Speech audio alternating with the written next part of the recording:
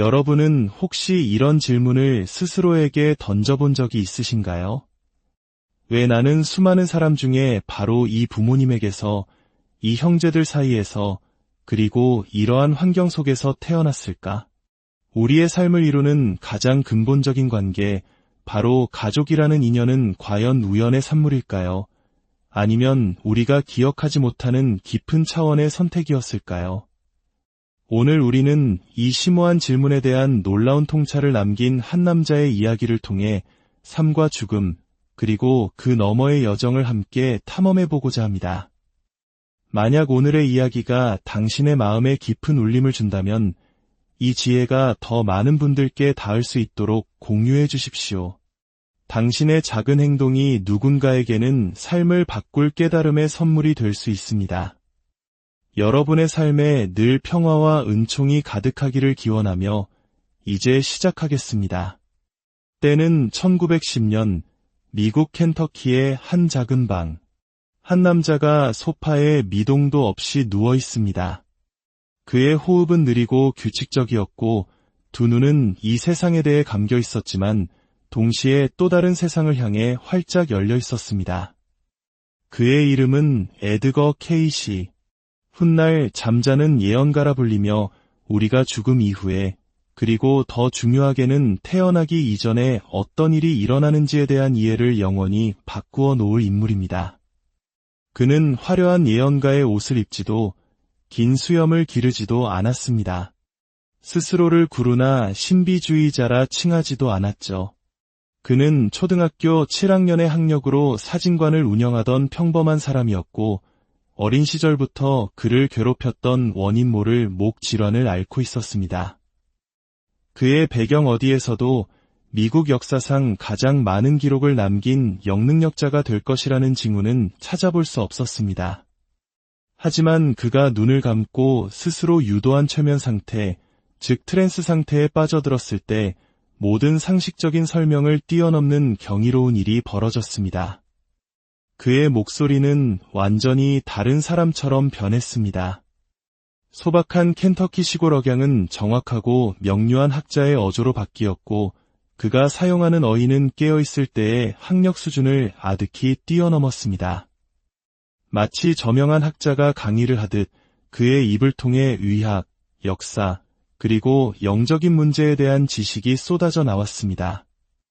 평범한 한 인간이 도저히 알 수 없을 법한 정보들이었습니다.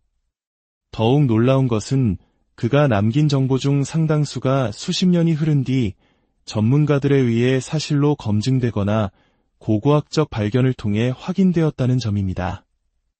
그의 변화는 너무나 완벽해서 그를 관찰하던 의사들조차 자신들이 이해할 수 없는 현상을 목격하고 있음을 인정할 수밖에 없었습니다.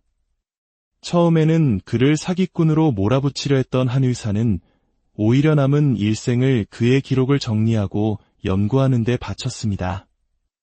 정작 케이시 자신은 최면 상태에서 깨어나면 자신이 무슨 말을 했는지 전혀 기억하지 못했습니다. 조수가 받아 적은 기록을 읽어주면 그는 자신이 내뱉었다고는 믿기지 않는 복잡한 전문 용어와 개념들에 어리둥절해하곤 했습니다. 그는 최면 상태에서 단 한 번도 만난 적 없고 수천 킬로미터 떨어진 사람들의 병을 놀라울 정도로 정확하게 진단했습니다. 필요한 정보는 오직 이름과 주소뿐이었습니다. 그는 당시 의학 전문가들을 당황하게 만드는 치료법을 제시했습니다. 여러 약초의 조합, 식단 변화, 물리치료 등 기이하게 보였지만 현대의학이 포기한 환자들에게서 반복적으로 놀라운 결과를 만들어냈습니다.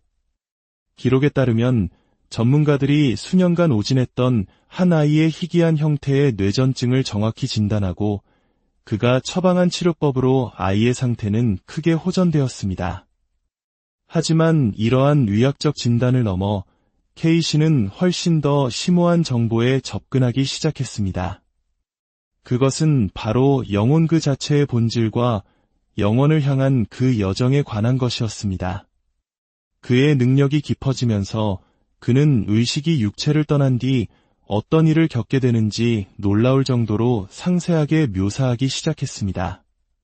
그는 물리적 현실 너머에 존재하는 여러 차원의 세계, 영혼이 자신의 생을 되돌아보는 과정, 그리고 가장 주목할 만한 것으로 영혼이 다음 생을 의식적이고 의도적으로 선택하는 과정에 대해 이야기했습니다. 이것이야말로 K씨의 업적에 익숙한 사람들조차도 제대로 이해하지 못하는 위대한 계시였습니다.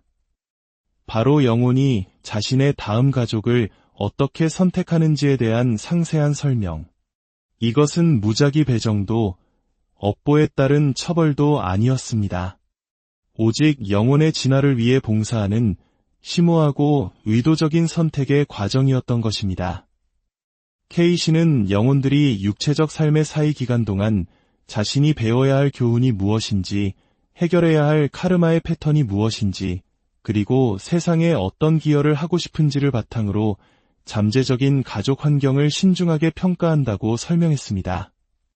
그가 설명한 이 과정은 너무나 치밀하고 의미심장하여 우연, 운명, 인간관계, 그리고 존재의 목적에 대한 현대사회의 모든 믿음에 근본적인 질문을 던집니다. 43년 동안 14,000권이 넘는 방대한 기록을 통해 그가 남긴 영혼의 여정에 대한 정보는 놀라울 정도로 일관성이 있었고 단 하나의 생을 훨씬 뛰어넘는 포괄적인 인간 존재의 우주론을 구축했습니다. 철학, 종교, 형이상학에 대한 정규 교육을 전혀 받지 않았음에도 불구하고 그는 다양한 영적 전통에서 발견되는 요소들을 통합하면서도 완전히 독창적인 통찰력을 더한 복잡한 영적 체계를 설명했습니다. 그가 밝힌 사후 세계는 심판의 장소나 영원한 안식처라는 서구의 전통적인 종교관과는 달랐습니다. 대신 그는 의식이 계속해서 정제된 차원을 넘나들며 발전하는 복잡하고 목적 있는 성장과 진화의 여정을 묘사했습니다.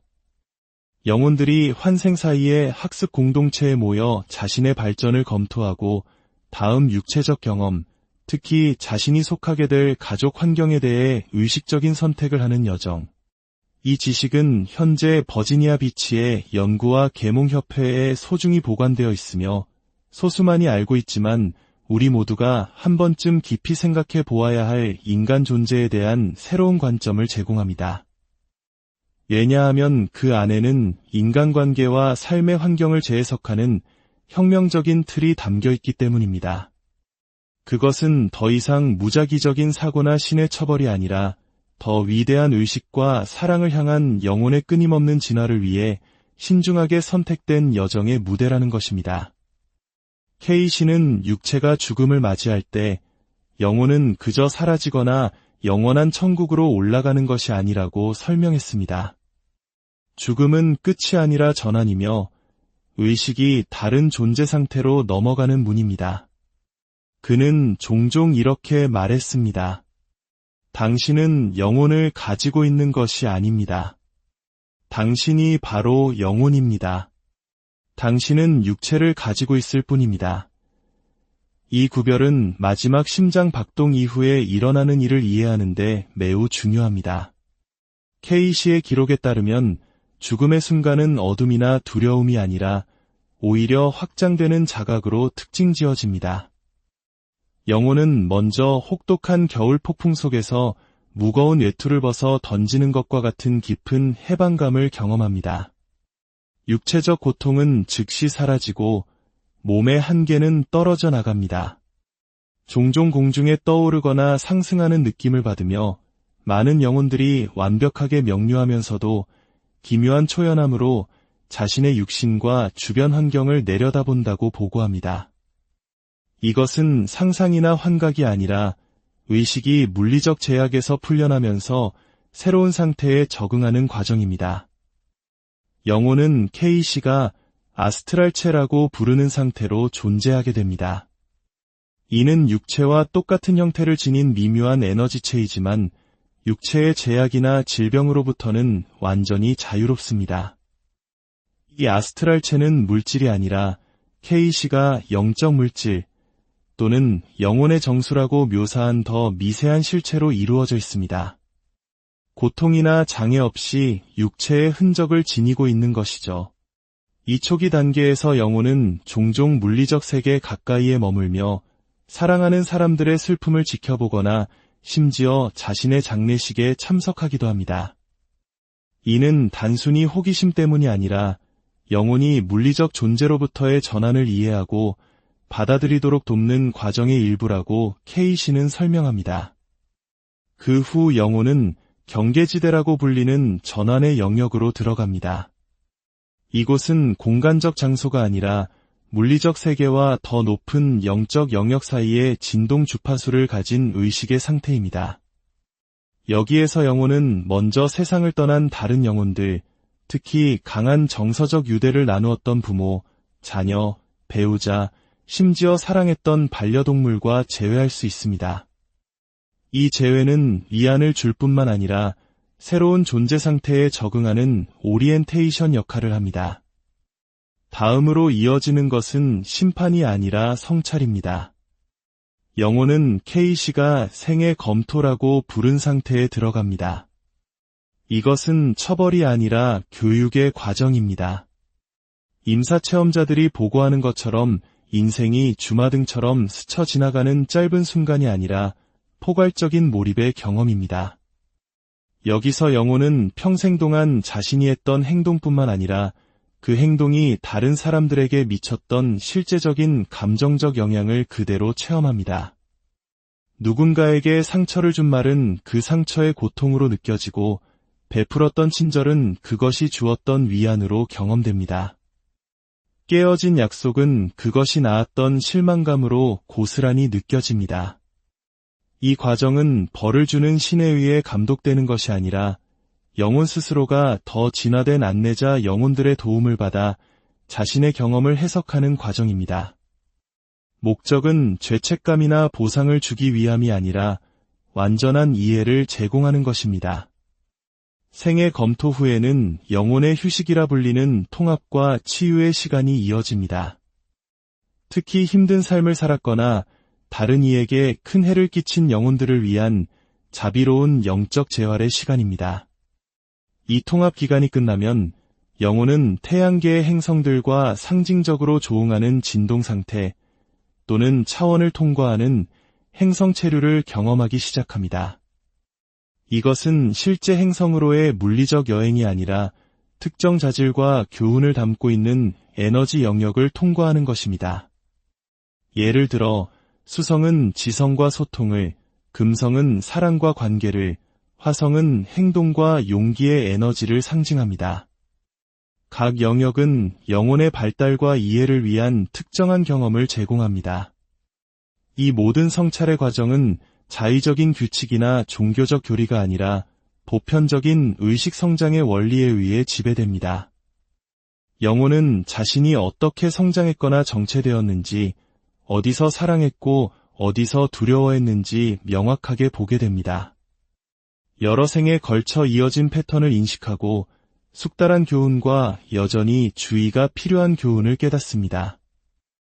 그리고 마침내 자신의 계속되는 진화에 가장 도움이 될 경험이 무엇인지 이해하기 시작합니다. 이 모든 과정, 즉 전환, 생애 검토, 행성 체류, 그리고 배운 교훈의 통합은 케이시가 영혼의 여정에서 가장 심오한 측면 중 하나라고 묘사한 다음 단계를 위한 준비입니다. 바로 자신의 다음 환생을 의식적으로 선택하는 것입니다. 성장에 대한 필요성을 명확히 이해한 영혼은 이제 언제, 어디서, 그리고 누구에게 다음 생을 태어날지 신중하고 의도적인 선택 과정에 들어갑니다.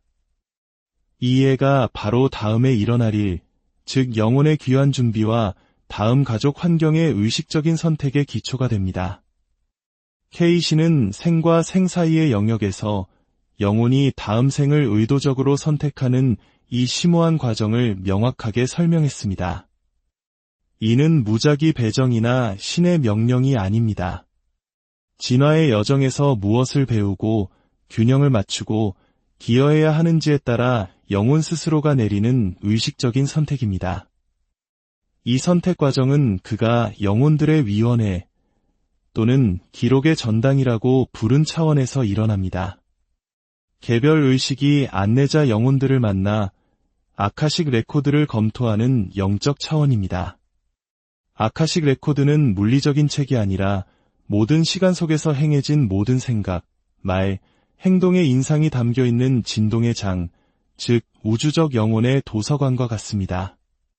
영혼은 이 기록에 접근할 때 정보를 읽는 것이 아니라 여러 생애에 걸친 패턴을 한 번에 직접 경험하고 이해하게 됩니다. 위원회에서 영혼은 혼자가 아닙니다.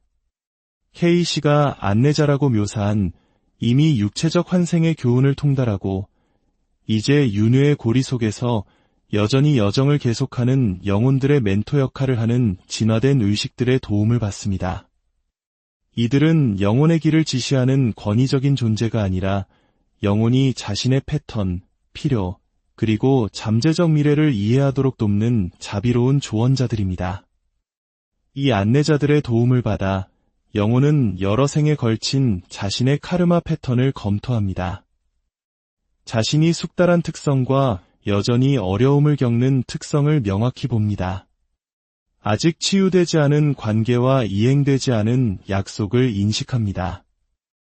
이 포괄적인 평가를 통해 영혼은 자신의 최적의 성장을 위해 다음에 무엇을 경험해야 하는지에 대한 깊은 이해에 도달합니다. K씨는 이 과정이 처벌이 아니라 기회라고 강조했습니다. 영혼은 과거의 실수를 갚기 위해 어려운 환경을 선택하는 것이 아니라 에너지를 균형 잡고 이해를 완성하기 위해 선택합니다. 만약 한 영혼이 큰 부를 경험했지만 그것을 오용했다면 다음 생에는 가난을 선택할 수 있습니다. 이는 처벌이 아니라 연민, 감사, 그리고 영적 가치를 배우기 위함입니다. 만약 다른 사람들에게 가혹하게 권력을 행사했다면 그 역학의 반대편을 이해하기 위해 취약한 위치를 선택할 수 있습니다. 가족의 선택은 결코 임의적이지 않습니다. 영혼은 자신의 성장에 필요한 환경을 제공할 가족 단위에 이끌립니다. 이 선택은 부모뿐만 아니라 형제, 조부모, 그리고 중요한 역할을 할 친척들을 포함한 전체 가족 시스템을 고려하는 다각적인 과정입니다. 연민을 키우고자 하는 영혼은 어려움을 겪는 가족을 선택할 수 있습니다. 이기심을 극복해야 하는 영혼은 희생과 봉사를 요구하는 부모를 선택할 수 있습니다. K씨는 영혼이 항상 이상적이거나 쉬운 환경을 선택하는 것은 아니라고 설명했습니다. 어떤 영혼은 특정 영혼의 성장에 필요한 촉매제를 제공한다면 의도적으로 방치하거나 심지어 학대하는 부모를 선택할 수도 있습니다. 아마도 회복 탄력성, 용서 또는 파괴적인 패턴을 깨려는 결단력을 기르기 위해서일 것입니다. 이는 결코 학대를 정당화하는 것이 아니라 어려운 가족 관계를 영혼 스스로가 특정한 진화적 목적을 위해 선택한 기회로 재구성하는 심오한 관점을 제공합니다. 가장 주목할 만한 계시 중 하나는 영혼들이 종종 그룹을 이루어 여러 생애를 함께 여행한다는 개념입니다. 마치 연극단의 배우들이 다음 연극에서 역할을 바꾸어 연기하듯 영혼들은 반복해서 함께 환생하며 다른 각도에서 관계를 경험하기 위해 위치를 바꿉니다. 우리가 한국 문화에서 깊이 이해하는 인연이라는 개념이 바로 이것을 설명하는 듯합니다. 이번 생의 어머니가 다른 생에서는 당신의 자녀였을 수 있습니다. 현재의 형제가 과거에는 배우자, 친구, 심지어 적이었을 수도 있습니다. 과거 생에서 당신에게 해를 입혔던 사람이 이제는 당신을 깊이 사랑하는 사람으로 나타나 에너지의 균형을 맞추고 오래된 상처를 치유할 수 있습니다. 이러한 영혼의 연결은 우리가 특정 사람들을 만났을 때 때때로 느끼는 즉각적인 알아차림, 그 설명할 수 없는 친숙함이나 불편함의 감각을 설명해 줍니다. 그것은 단순한 화학 반응이 아니라 수세기 또는 수천 년에 걸친 연결을 기억하는 영혼의 인식인 것입니다. 영혼들은 환생하기 전에 서로의 성장을 돕기 위한 계약을 맺기도 합니다. 한 영혼이 상대방이 힘이나 경계를 개발하도록 돕기 위해 기량제 역할을 맡기로 동의할 수 있습니다. 다른 영혼은 수용을 가르치기 위해 무조건적인 사랑을 제공하기로 약속할 수 있습니다. 이러한 영혼의 계약은 엄격한 대본이 아니라 자유의지를 허용하면서 특정 교훈과 성장을 위한 조건을 만들어내는 유연한 합의입니다. 그렇다면 왜 어떤 영혼은 고통을 선택하는 것일까요? 왜 가난, 질병 또는 갈등으로 점철된 가족을 선택할까요? 이 질문은 케이시의 계시를 이해하는 핵심에 있습니다. 생과 생 사이의 상태에서 영혼의 관점은 우리의 제한된 인간적 시각과는 엄청나게 다릅니다. 물리적 존재의 제약과 감정적 반응성에서 자유로운 영혼은 비범한 명료함과 목적을 가지고 세상을 인식합니다. 인간의 관점에서는 고통으로 보이는 것이 종종 특정 교훈과 성장에 필요한 정밀하게 조정된 조건들을 나타냅니다. 여러 생애를 내다보는 영혼은 한 생애에서의 일시적인 불편함이 수세기 동안 이어진 불균형을 해결하거나 다른 방식으로는 일어날 수 없는 심오한 진화의 기회를 창출할 수 있음을 이해합니다. 케이시는 영혼이 편안함보다 성장을 우선시한다고 설명했습니다. 이 확장된 관점에서 볼 때 안락하고 즐거운 삶은 오히려 영적 정체를 의미할 수 있으며 도전으로 가득 찬 삶은 엄청난 진화를 촉발할 수 있습니다. 그는 한 기록에서 영혼이 건강한 몸에서는 잠재되어 있을 내면의 자원과 영적 인식을 개발하기 위해 신체적 장애를 선택할 수 있다고 묘사했습니다. 또 다른 기록에서는 부유함이 자극하지 못할 창의성, 수완, 그리고 비물질적 가치에 대한 감사를 배우기 위해 가난을 선택할 수 있다고 설명했습니다. 이 관점은 고통을 정당화하거나 우리가 불의를 수동적으로 받아들여야 함을 시사하는 것이 아닙니다. 오히려 삶의 환경, 특히 우리가 태어난 가족에 관한 깊은 목적을 이해하기 위한 틀을 제공합니다. 영혼들은 종종 해결이 필요한 카르마 패턴에 따라 가족을 선택합니다. 케이시의 관점에서 카르마는 처벌이 아니라 에너지 균형과 완결의 보편적 원리였습니다. 만약 한 영혼이 이전 생에서 다른 사람들을 버린 에너지적 각인을 가지고 있다면 버림받는 경험을 할 가족을 선택할 수 있습니다. 이는 처벌이 아니라 이해와 균형에 이르는 길로서입니다. 이 직접적인 경험은 연민과 통찰력을 낳고 비슷한 패턴에 갇힌 자신과 다른 이들을 치유할 기회를 만듭니다.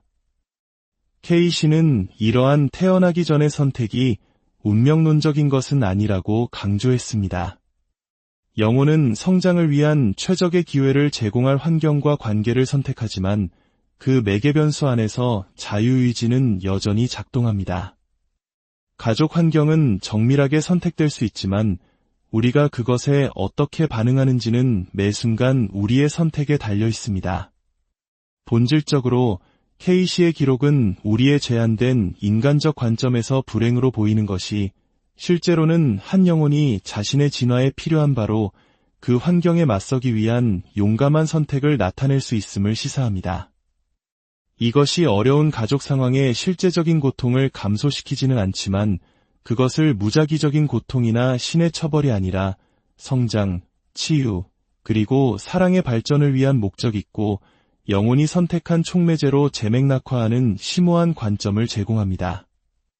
만약 영혼이 가족을 선택하는 방식에 대한 케이시의 계시가 사실이라면 그것은 인간관계와 삶의 도전에 대한 우리의 이해를 완전히 바꾸어 놓습니다. 우리는 더 이상 무작위적인 생물학적 사고의 산물이나 환경의 희생자가 아닙니다. 우리는 우리 의식적인 마음은 기억하지 못할지라도 우리 영혼은 잊지 않은 목적을 위해 정확한 출발점을 선택한 위대한 여정이의 영혼들입니다. 이 관점은 우리가 가족 관계를 바라보는 방식에 심오한 변화를 가져옵니다.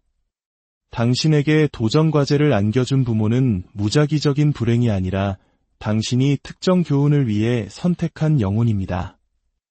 그토록 달라 보였던 형제는 유전학적 우연이 아니라 당신 영혼의 여정을 위해 신중하게 선택된 동반자입니다.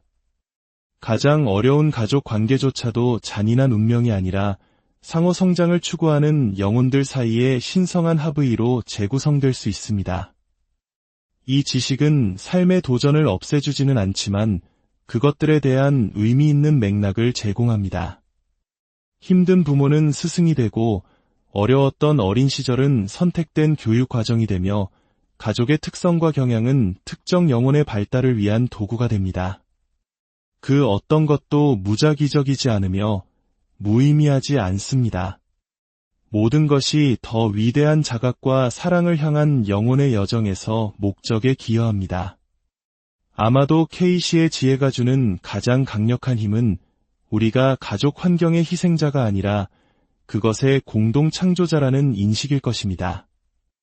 이 관점은 우리에게 왜 이런 일이 나에게 일어났는가 가 아니라 나는 여기서 무엇을 배우기 위해 왔는가 라고 묻도록 힘을 실어줍니다. 누구의 탓인가 가 아니라 이 관계는 어떤 성장을 촉진하기 위해 설계되었는가 라고 질문하게 만듭니다. 케이시는 영혼이 가족을 선택하는 궁극적인 목적이 사랑의 발전임을 상기시켰습니다. 인간 감정의 제한적이고 조건적인 사랑이 아니라 우리의 진정한 영적 본성을 반영하는 광대하고 무조건적인 사랑 말입니다. 모든 가족 관계, 모든 도전, 모든 기쁨은 그 길 위의 한 걸음입니다. 우리가 이것을 이해할 때 우리는 우리의 가족 관계를 단순한 우연한 만남이 아니라 상호 성장과 우리의 신성한 본성을 기억한다는 가장 높은 목적을 위해 태어나기 전에 신중하게 선택된 신성한 영혼의 합의로 인식하며 경외심을 가지고 접근할 수 있습니다. 영혼은 자신의 가족을 우연이 아닌 의도로, 부주의가 아닌 정밀함으로, 처벌이 아닌 깨달음을 위해 선택합니다. 그리고 이 깊은 이해 속에 에드거 케이시가 인류에게 남긴 가장 심오한 선물 중 하나가 있습니다. 그것은 바로 우리가 삶의 수동적인 수혜자가 아니라 단 몇 년이 아닌 영혼을 아우르는 단 하나의 생이 아닌 수많은 생을 관통하는 목적이라는 황금실과 사랑이라는 궁극적인 목적지로 연결된 위대한 여정의 능동적인 참여자라는 여러분은 혹시 이런 질문을 스스로에게 던져본 적이 있으신가요? 왜 나는 수많은 사람 중에 바로 이 부모님에게서, 이 형제들 사이에서, 그리고 이러한 환경 속에서 태어났을까? 우리의 삶을 이루는 가장 근본적인 관계, 바로 가족이라는 인연은 과연 우연의 산물일까요? 아니면 우리가 기억하지 못하는 깊은 차원의 선택이었을까요? 오늘 우리는 이 심오한 질문에 대한 놀라운 통찰을 남긴 한 남자의 이야기를 통해 삶과 죽음, 그리고 그 너머의 여정을 함께 탐험해보고자 합니다.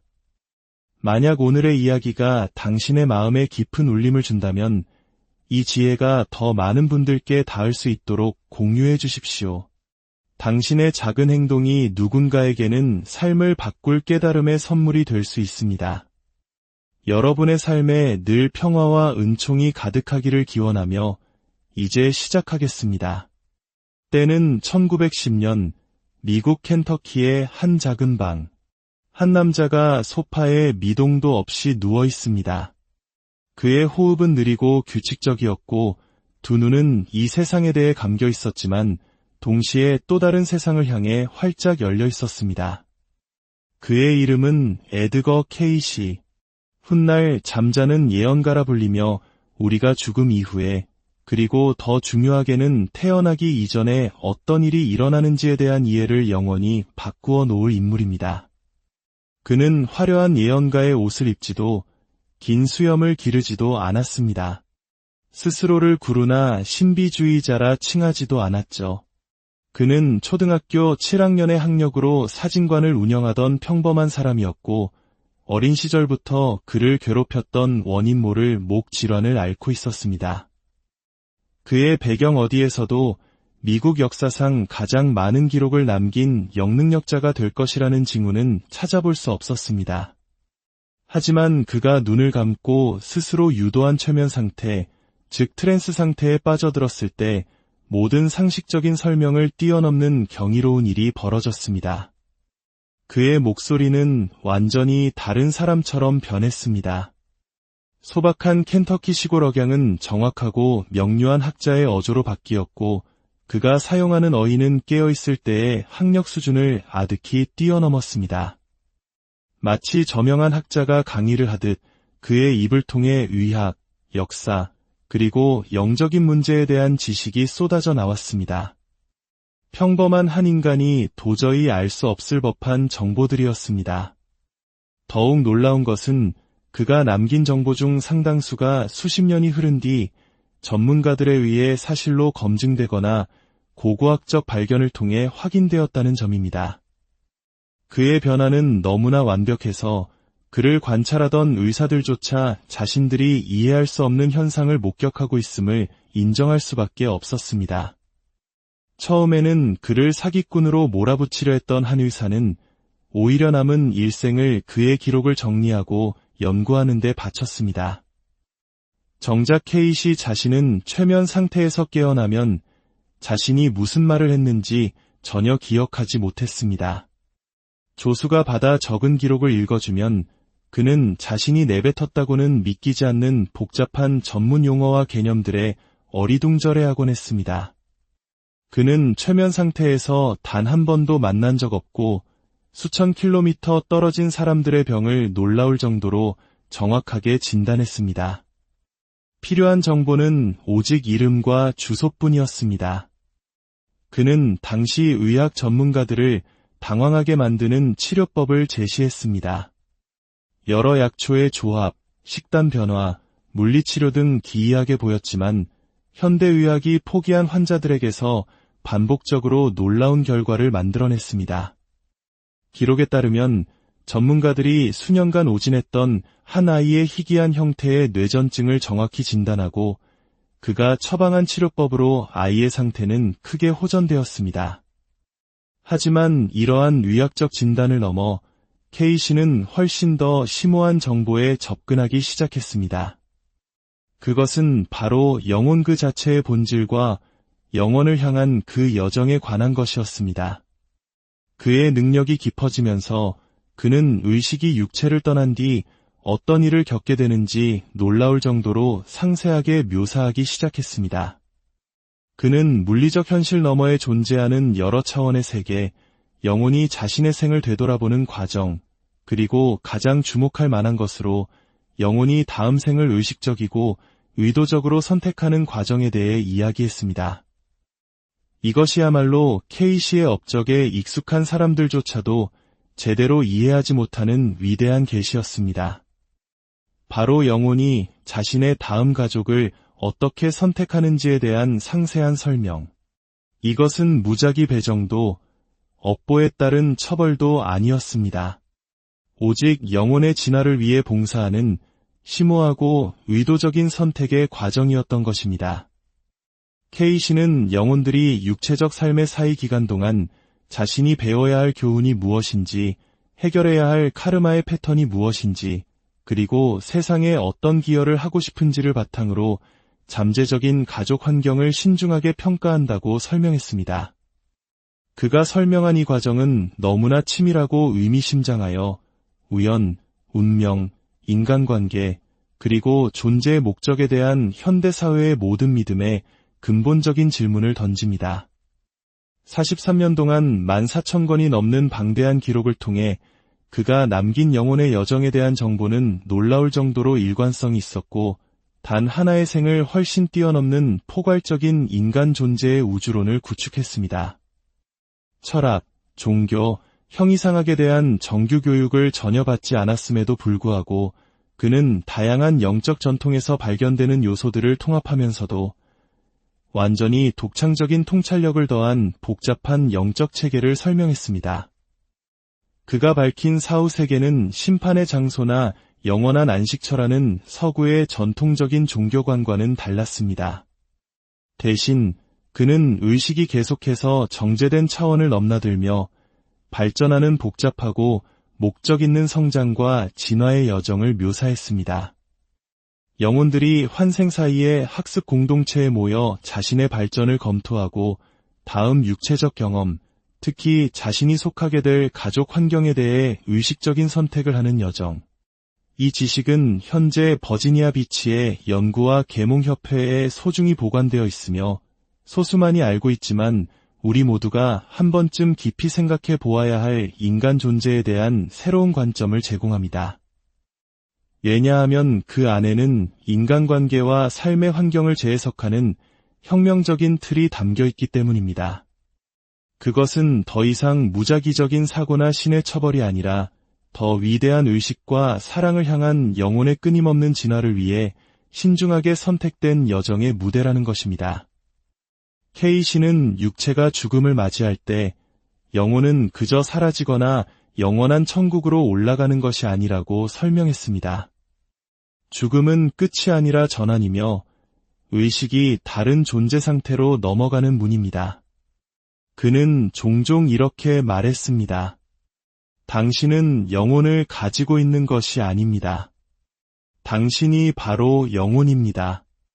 당신은 육체를 가지고 있을 뿐입니다. 이 구별은 마지막 심장 박동 이후에 일어나는 일을 이해하는데 매우 중요합니다. K씨의 기록에 따르면 죽음의 순간은 어둠이나 두려움이 아니라 오히려 확장되는 자각으로 특징지어집니다. 영혼은 먼저 혹독한 겨울 폭풍 속에서 무거운 외투를 벗어 던지는 것과 같은 깊은 해방감을 경험합니다. 육체적 고통은 즉시 사라지고 몸의 한계는 떨어져 나갑니다. 종종 공중에 떠오르거나 상승하는 느낌을 받으며 많은 영혼들이 완벽하게 명료하면서도 기묘한 초연함으로 자신의 육신과 주변 환경을 내려다본다고 보고합니다. 이것은 상상이나 환각이 아니라 의식이 물리적 제약에서 풀려나면서 새로운 상태에 적응하는 과정입니다. 영혼은 K씨가 아스트랄체라고 부르는 상태로 존재하게 됩니다. 이는 육체와 똑같은 형태를 지닌 미묘한 에너지체이지만 육체의 제약이나 질병으로부터는 완전히 자유롭습니다. 이 아스트랄체는 물질이 아니라 K씨가 영적 물질 또는 영혼의 정수라고 묘사한 더 미세한 실체로 이루어져 있습니다. 고통이나 장애 없이 육체의 흔적을 지니고 있는 것이죠. 이 초기 단계에서 영혼은 종종 물리적 세계 가까이에 머물며 사랑하는 사람들의 슬픔을 지켜보거나 심지어 자신의 장례식에 참석하기도 합니다. 이는 단순히 호기심 때문이 아니라 영혼이 물리적 존재로부터의 전환을 이해하고 받아들이도록 돕는 과정의 일부라고 K씨는 설명합니다.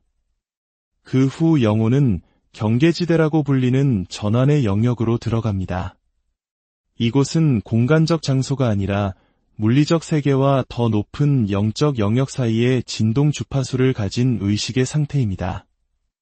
여기에서 영혼은 먼저 세상을 떠난 다른 영혼들, 특히 강한 정서적 유대를 나누었던 부모, 자녀, 배우자, 심지어 사랑했던 반려동물과 재회할 수 있습니다.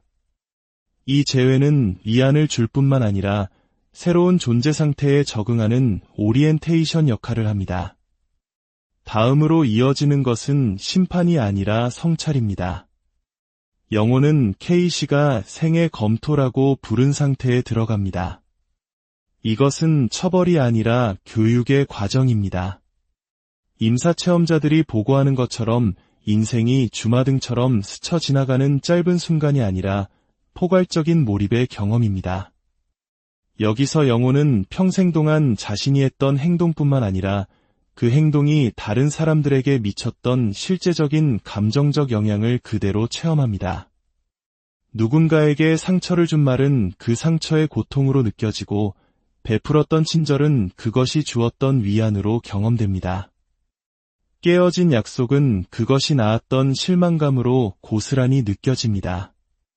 이 과정은 벌을 주는 신에 의해 감독되는 것이 아니라 영혼 스스로가 더 진화된 안내자 영혼들의 도움을 받아 자신의 경험을 해석하는 과정입니다. 목적은 죄책감이나 보상을 주기 위함이 아니라 완전한 이해를 제공하는 것입니다.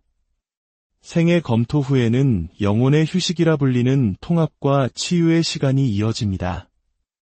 특히 힘든 삶을 살았거나 다른 이에게 큰 해를 끼친 영혼들을 위한 자비로운 영적 재활의 시간입니다. 이 통합 기간이 끝나면 영혼은 태양계의 행성들과 상징적으로 조응하는 진동 상태 또는 차원을 통과하는 행성 체류를 경험하기 시작합니다. 이것은 실제 행성으로의 물리적 여행이 아니라 특정 자질과 교훈을 담고 있는 에너지 영역을 통과하는 것입니다. 예를 들어 수성은 지성과 소통을, 금성은 사랑과 관계를, 화성은 행동과 용기의 에너지를 상징합니다. 각 영역은 영혼의 발달과 이해를 위한 특정한 경험을 제공합니다. 이 모든 성찰의 과정은 자의적인 규칙이나 종교적 교리가 아니라 보편적인 의식 성장의 원리에 의해 지배됩니다. 영혼은 자신이 어떻게 성장했거나 정체되었는지, 어디서 사랑했고 어디서 두려워했는지 명확하게 보게 됩니다.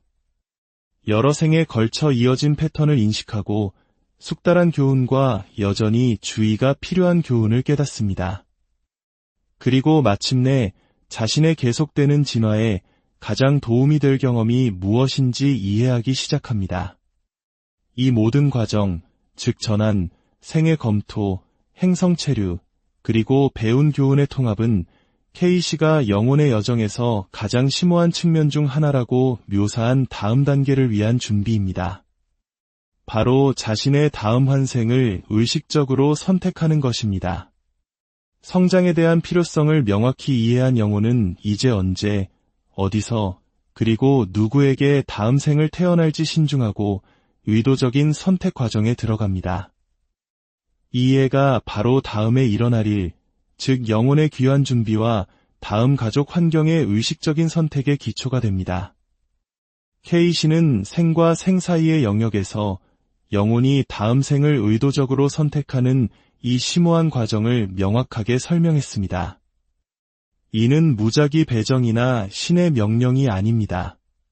진화의 여정에서 무엇을 배우고 균형을 맞추고 기여해야 하는지에 따라 영혼 스스로가 내리는 의식적인 선택입니다. 이 선택 과정은 그가 영혼들의 위원회 또는 기록의 전당이라고 부른 차원에서 일어납니다. 개별 의식이 안내자 영혼들을 만나 아카식 레코드를 검토하는 영적 차원입니다.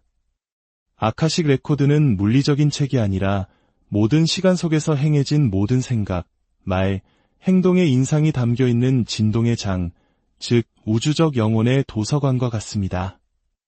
영혼은 이 기록에 접근할 때 정보를 읽는 것이 아니라 여러 생애에 걸친 패턴을 한 번에 직접 경험하고 이해하게 됩니다. 위원회에서 영혼은 혼자가 아닙니다. K씨가 안내자라고 묘사한 이미 육체적 환생의 교훈을 통달하고 이제 윤회의 고리 속에서 여전히 여정을 계속하는 영혼들의 멘토 역할을 하는 진화된 의식들의 도움을 받습니다.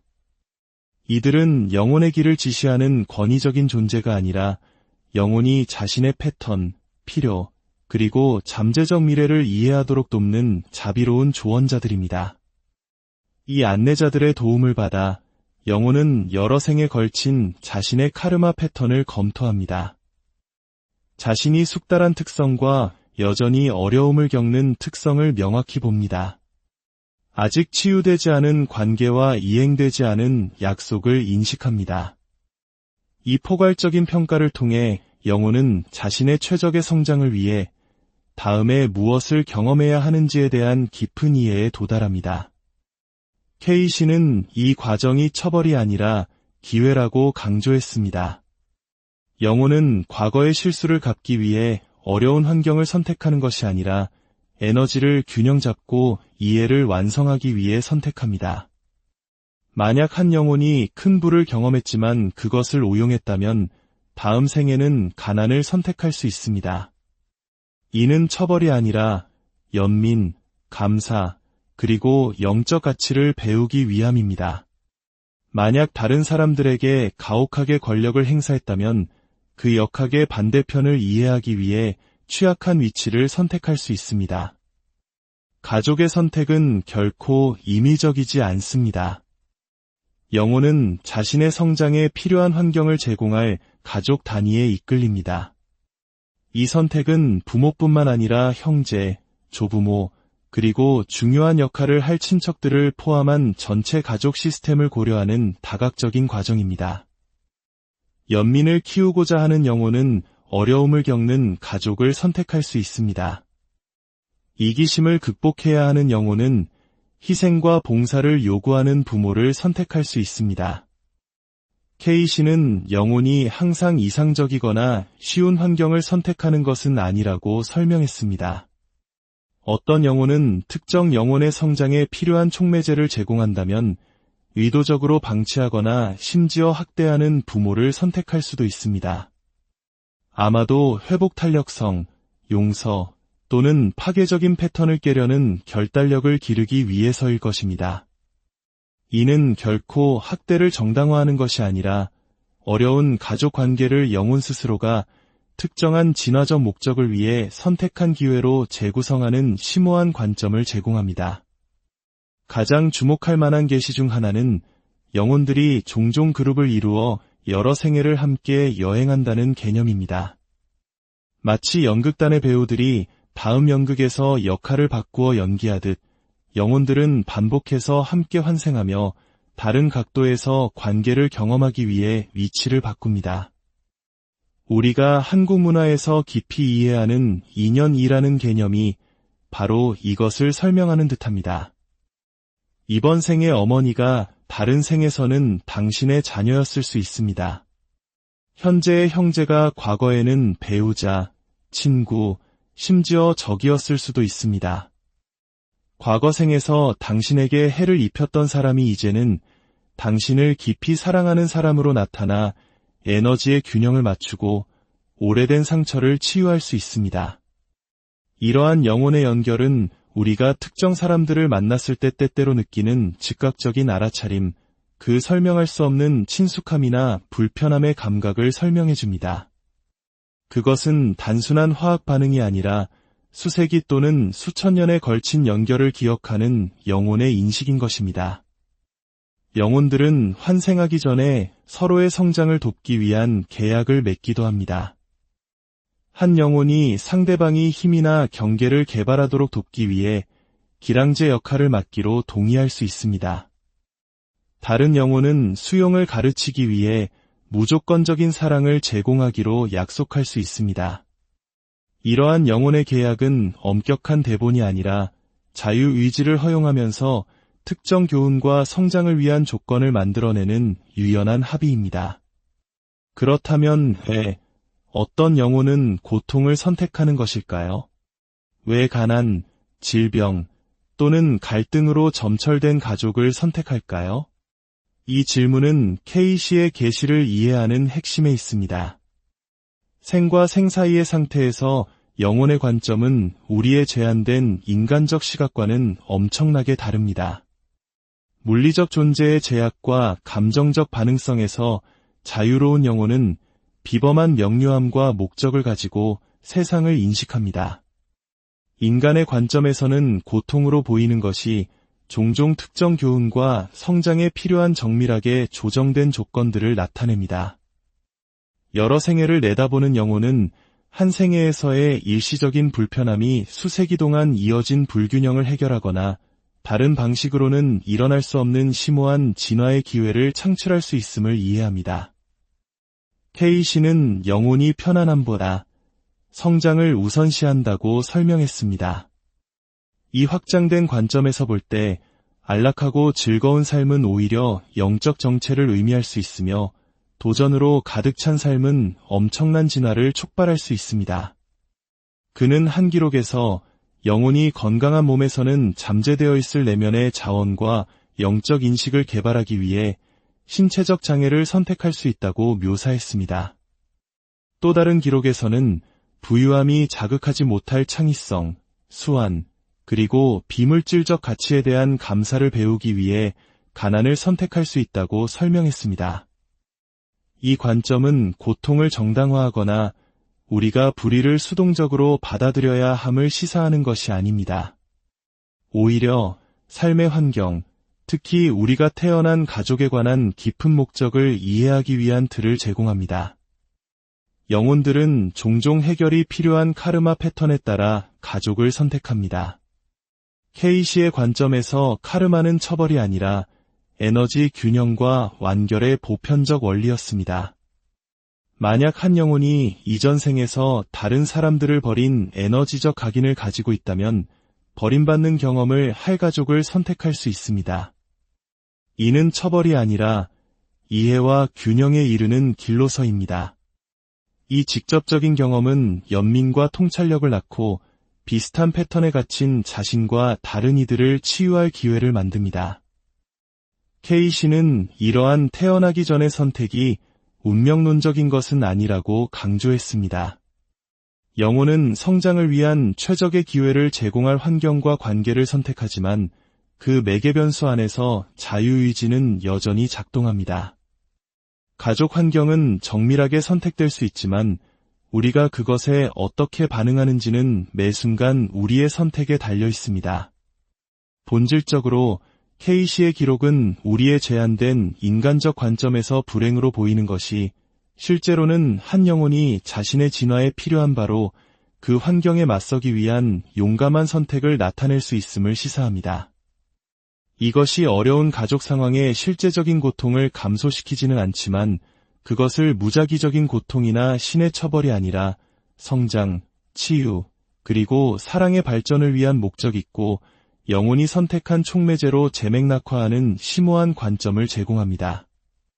만약 영혼이 가족을 선택하는 방식에 대한 케이시의 계시가 사실이라면 그것은 인간관계와 삶의 도전에 대한 우리의 이해를 완전히 바꾸어 놓습니다.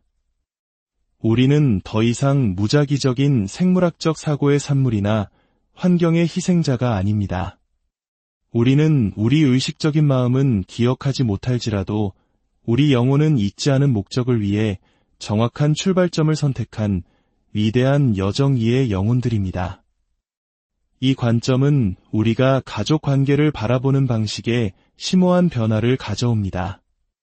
당신에게 도전 과제를 안겨준 부모는 무작위적인 불행이 아니라 당신이 특정 교훈을 위해 선택한 영혼입니다. 그토록 달라 보였던 형제는 유전학적 우연이 아니라 당신 영혼의 여정을 위해 신중하게 선택된 동반자입니다. 가장 어려운 가족 관계조차도 잔인한 운명이 아니라 상호 성장을 추구하는 영혼들 사이의 신성한 합의로 재구성될 수 있습니다. 이 지식은 삶의 도전을 없애주지는 않지만 그것들에 대한 의미 있는 맥락을 제공합니다. 힘든 부모는 스승이 되고 어려웠던 어린 시절은 선택된 교육 과정이 되며 가족의 특성과 경향은 특정 영혼의 발달을 위한 도구가 됩니다. 그 어떤 것도 무작위적이지 않으며 무의미하지 않습니다. 모든 것이 더 위대한 자각과 사랑을 향한 영혼의 여정에서 목적에 기여합니다. 아마도 케이시의 지혜가 주는 가장 강력한 힘은 우리가 가족 환경의 희생자가 아니라 그것의 공동 창조자라는 인식일 것입니다. 이 관점은 우리에게 왜 이런 일이 나에게 일어났는가? 가 아니라 나는 여기서 무엇을 배우기 위해 왔는가? 라고 묻도록 힘을 실어줍니다. 누구의 탓인가? 가 아니라 이 관계는 어떤 성장을 촉진하기 위해 설계되었는가? 라고 질문하게 만듭니다. 케이시는 영혼이 가족을 선택하는 궁극적인 목적이 사랑의 발전임을 상기시켰습니다. 인간 감정의 제한적이고 조건적인 사랑이 아니라 우리의 진정한 영적 본성을 반영하는 광대하고 무조건적인 사랑 말입니다. 모든 가족 관계, 모든 도전, 모든 기쁨은 그 길 위의 한 걸음입니다. 우리가 이것을 이해할 때 우리는 우리의 가족 관계를 단순한 우연한 만남이 아니라 상호 성장과 우리의 신성한 본성을 기억한다는 가장 높은 목적을 위해 태어나기 전에 신중하게 선택된 신성한 영혼의 합의로 인식하며 경외심을 가지고 접근할 수 있습니다. 영혼은 자신의 가족을 우연이 아닌 의도로, 부주의가 아닌 정밀함으로, 처벌이 아닌 깨달음을 위해 선택합니다. 그리고 이 깊은 이해 속에 에드거 케이시가 인류에게 남긴 가장 심오한 선물 중 하나가 있습니다. 그것은 바로 우리가 삶의 수동적인 수혜자가 아니라 단 몇 년이 아닌 영원을 아우르는 단 하나의 생이 아닌 수많은 생을 관통하는 목적이라는 황금실과 사랑이라는 궁극적인 목적지로 연결된 위대한 여정의 능동적인 참여자라는 여러분은 혹시 이런 질문을 스스로에게 던져본 적이 있으신가요? 왜 나는 수많은 사람 중에 바로 이 부모님에게서, 이 형제들 사이에서, 그리고 이러한 환경 속에서 태어났을까? 우리의 삶을 이루는 가장 근본적인 관계, 바로 가족이라는 인연은 과연 우연의 산물일까요? 아니면 우리가 기억하지 못하는 깊은 차원의 선택이었을까요?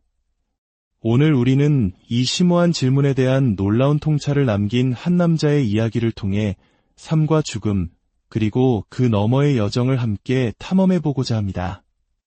만약 오늘의 이야기가 당신의 마음에 깊은 울림을 준다면 이 지혜가 더 많은 분들께 닿을 수 있도록 공유해 주십시오.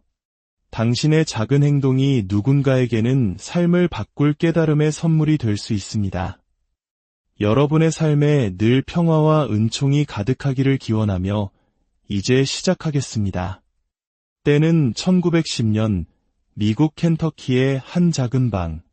한 남자가 소파에 미동도 없이 누워 있습니다. 그의 호흡은 느리고 규칙적이었고 두 눈은 이 세상에 대해 감겨 있었지만 동시에 또 다른 세상을 향해 활짝 열려 있었습니다. 그의 이름은 에드거 케이시. 훗날 잠자는 예언가라 불리며 우리가 죽음 이후에, 그리고 더 중요하게는 태어나기 이전에 어떤 일이 일어나는지에 대한 이해를 영원히 바꾸어 놓을 인물입니다. 그는 화려한 예언가의 옷을 입지도 긴 수염을 기르지도 않았습니다. 스스로를 구루나 신비주의자라 칭하지도 않았죠. 그는 초등학교 7학년의 학력으로 사진관을 운영하던 평범한 사람이었고 어린 시절부터 그를 괴롭혔던 원인 모를 목 질환을 앓고 있었습니다. 그의 배경 어디에서도 미국 역사상 가장 많은 기록을 남긴 영능력자가 될 것이라는 징후는 찾아볼 수 없었습니다. 하지만 그가 눈을 감고 스스로 유도한 최면 상태, 즉 트랜스 상태에 빠져들었을 때 모든 상식적인 설명을 뛰어넘는 경이로운 일이 벌어졌습니다. 그의 목소리는 완전히 다른 사람처럼 변했습니다. 소박한 켄터키 시골 억양은 정확하고 명료한 학자의 어조로 바뀌었고 그가 사용하는 어휘는 깨어있을 때의 학력 수준을 아득히 뛰어넘었습니다. 마치 저명한 학자가 강의를 하듯 그의 입을 통해 의학, 역사, 그리고 영적인 문제에 대한 지식이 쏟아져 나왔습니다. 평범한 한 인간이 도저히 알 수 없을 법한 정보들이었습니다. 더욱 놀라운 것은 그가 남긴 정보 중 상당수가 수십 년이 흐른 뒤 전문가들에 의해 사실로 검증되거나 고고학적 발견을 통해 확인되었다는 점입니다. 그의 변화는 너무나 완벽해서 그를 관찰하던 의사들조차 자신들이 이해할 수 없는 현상을 목격하고 있음을 인정할 수밖에 없었습니다. 처음에는 그를 사기꾼으로 몰아붙이려 했던 한 의사는 오히려 남은 일생을 그의 기록을 정리하고 연구하는 데 바쳤습니다. 정작 케이시 자신은 최면 상태에서 깨어나면 자신이 무슨 말을 했는지 전혀 기억하지 못했습니다. 조수가 받아 적은 기록을 읽어주면 그는 자신이 내뱉었다고는 믿기지 않는 복잡한 전문 용어와 개념들에 어리둥절해하곤 했습니다. 그는 최면 상태에서 단 한 번도 만난 적 없고 수천 킬로미터 떨어진 사람들의 병을 놀라울 정도로 정확하게 진단했습니다. 필요한 정보는 오직 이름과 주소뿐이었습니다. 그는 당시 의학 전문가들을 당황하게 만드는 치료법을 제시했습니다. 여러 약초의 조합, 식단 변화, 물리치료 등 기이하게 보였지만 현대의학이 포기한 환자들에게서 반복적으로 놀라운 결과를 만들어냈습니다. 기록에 따르면 전문가들이 수년간 오진했던 한 아이의 희귀한 형태의 뇌전증을 정확히 진단하고 그가 처방한 치료법으로 아이의 상태는 크게 호전되었습니다. 하지만 이러한 의학적 진단을 넘어 K씨는 훨씬 더 심오한 정보에 접근하기 시작했습니다. 그것은 바로 영혼 그 자체의 본질과 영원을 향한 그 여정에 관한 것이었습니다. 그의 능력이 깊어지면서 그는 의식이 육체를